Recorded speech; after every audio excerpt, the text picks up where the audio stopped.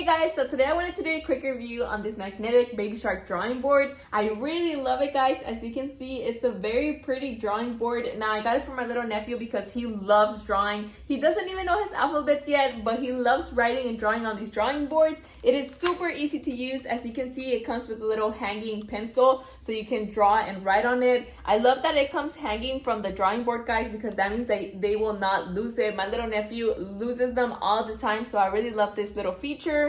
Now whenever you draw on it, it's very easy to write or draw on it, and as you can see, it's actually colorful. It's not just black and white like the other one, so I really like that about this one.